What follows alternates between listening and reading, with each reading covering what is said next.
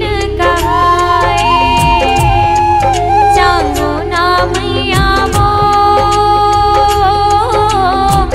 शिव के ते भक्ति न कहाए।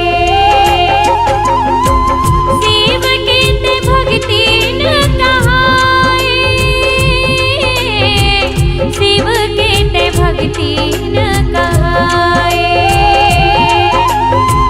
शिव के ते भक्ति न कहाए। शिव के ते भक्ति न कहाए। चांगो ना मैया वो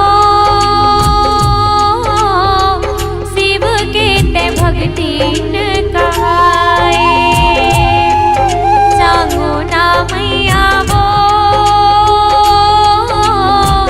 शिव के ते भक्ति न कहाए।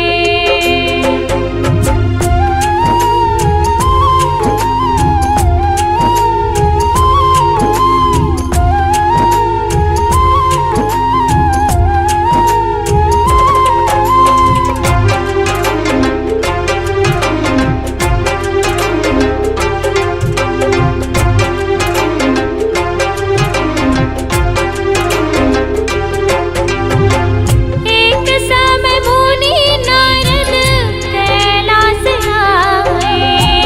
काहू मुनि कह के भगवन वचन सुनाए।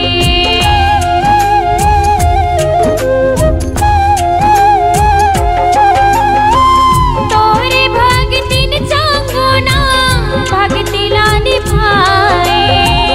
भगति में बढ़ गए भगतिन हमें वो जनाए। चांगो ना मैया वो शिव के ते भक्ति न कहाए। चांगो ना मैया वो शिव के ते भक्ति न कहाए।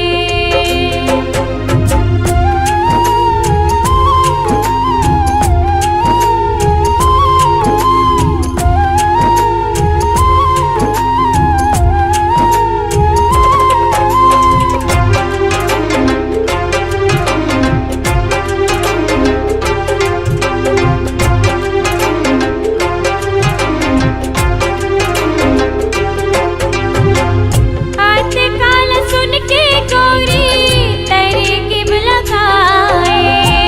पर सोली है पर भोले मन में भजाए।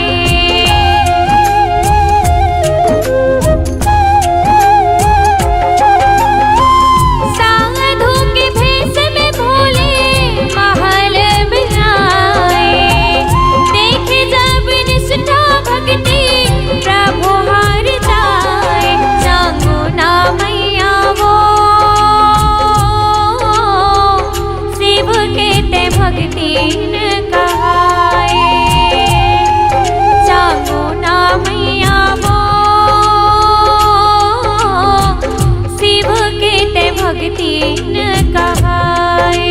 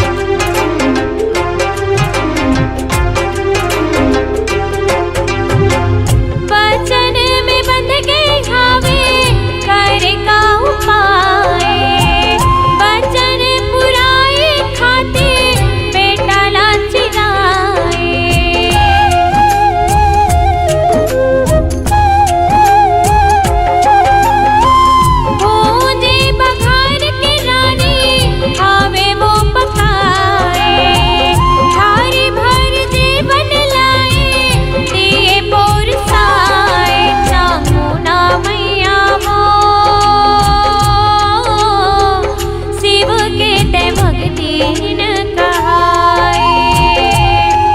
जागो ना मैया वो शिव के ते भक्ति न कहाए।